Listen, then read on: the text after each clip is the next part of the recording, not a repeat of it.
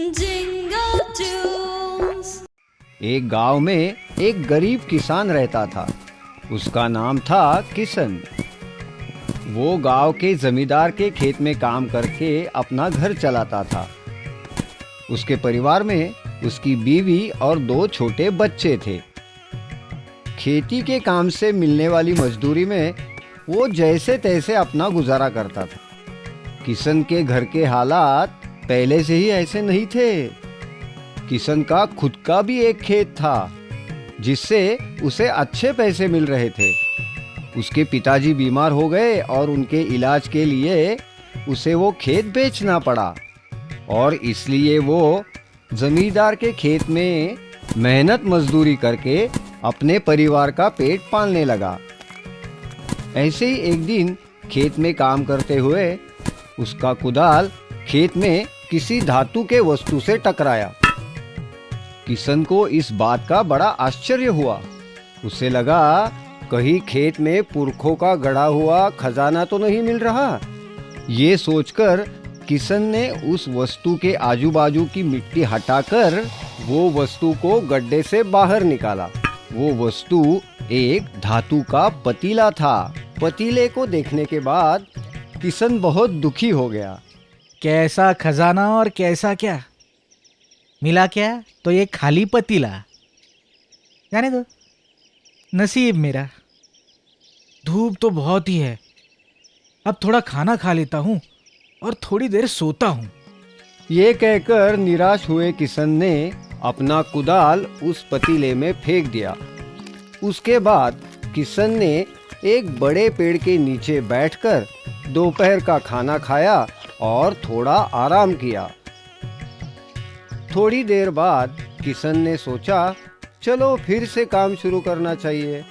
अपना कुदाल लेने के लिए किशन पतीले के पास गया तो उसने कुछ अजीब सा देखा। किशन ने तो पतीले में बस एक ही कुदाल डाला था, लेकिन अब पतीले में बहुत सारे कुदाल दिख रहे थे। ये चमत्कार है या मेरा वहम? मुझे तो विश्वास ही नहीं हो रहा। अब किशन ने उसके पास जो टोकरी थी वो टोकरी पतीले में डाली। देखते देखते उस पतीले में बहुत सारी टोकरियां दिखाई दी। अब किशन को यकीन हो गया कि ये पतीला कोई साधारण पतीला नहीं बल्कि जादुई पतीला है। वो बहुत खुश हो गया और वो उस पतीले को अपने घर ले आया। किशन उस पतीले में जो भी चीज डालता उस पतीले में उस जैसी बहुत सी चीजें बन जाती थी। फिर किशन उन चीजों को बाजार जाके बेचता था और बहुत सारे पैसे कमाता था। ऐसे करते करते किशन बहुत अमीर हो गया। फिर किशन ने कुछ गहने भी खरीद लिए और उसने जब वो गहने पतीले में डाले उसे बहुत सारे गहने मिल गए। किशन ने वो ज्यादा मिले हुए गहने बाजार में जाकर बेच दिए।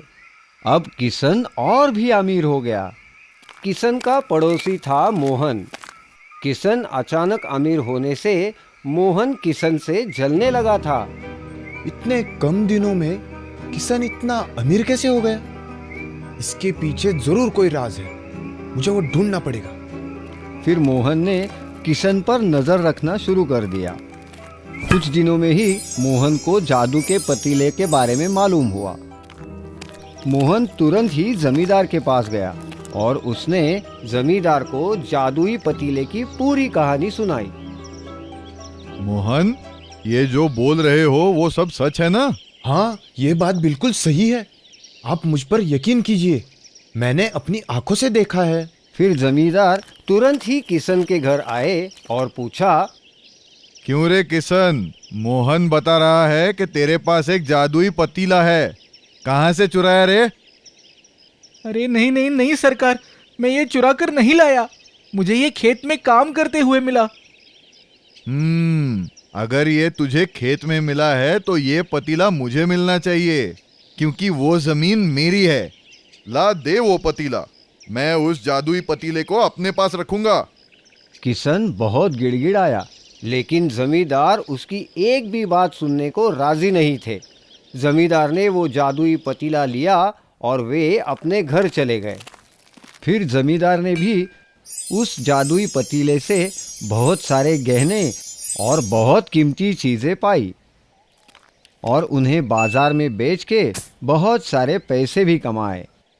अब ये सब बातें राजा तक पहुंची तो राजा ने तुरंत ही अपने सैनिक जमींदार के घर भेजे और वो सैनिक वो जादुई पतीला जमींदार से जबरदस्ती लेकर राजमहल पहुंचे। ये पतीला सच में जादू का है या नहीं, इसे परखना होगा। ये कहकर राजा ने अपना ताज उस पतीले में डाल दिया। तुरंत ही एक ताज के बहुत सारे ताज बन गए। इतने सारे ताज देखकर राजा खुश हो गया। तो राजा ने भी उस जादुई पतीले के मदद से बहुत सारे गहने और पैसे कमाकर अपना खजाना भर लिया। ये जादुई पतीला है, इसमें कोई संदेह नहीं। लेकिन पतीले के अंदर क्या होता है जिससे चीजें 2 गुना से भी अधिक मात्रा में प्राप्त होती है, ये देखना होगा। मैं खुद उस पतीले के अंदर जाकर देखता हूँ। राजा उस पतीले में उतर गया, लेकिन वो एक बात भूल गया कि उस पतीले में जो भी रखा जाता वो दुगने से भी अधिक मात्रा में पाया जाता। जैसे ही राजा पतीले के अंदर गया, तभी उसी वक्त जादुई पतीले से बहुत सारे एक जैसे राजा बाहर निकल आए। बाहर आते ही सब राजाओं में सिंहासन के लिए झगड़ा शुरू हो गया। मैं इस राज्य का असली राजा हूँ और तुम सब इस पतीले की जादू की वजह से बने राजा हो, इसलिए सिंहासन पर तुम्हारा किसी का भी हक नहीं है। मैं असली राजा हूँ, मैं बैठूंगा सिंहासन पर। तुम नहीं, मैं असली राजा हूँ।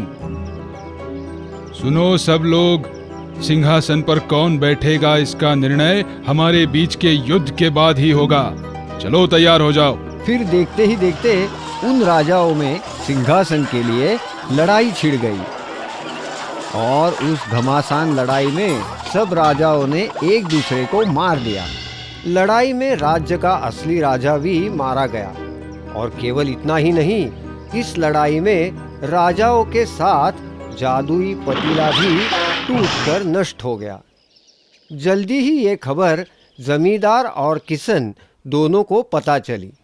हमने जादुई पतीले से सिर्फ लाभ लिया, परंतु राजा जी ने उस जादुई पतीले की अनावश्यक चिकित्सा की। कभी कभी बहुत ज्यादा चिकित्सा भी विनाश का कारण बनती है। गोपाल फिर से अपने खेत में काम करने लग गया। इस कहानी से हमें सीख मिलती है कि जिंदगी में मेहनत से भागकर कभी फायदा नहीं होता, हमेशा नुकसान ही होता है।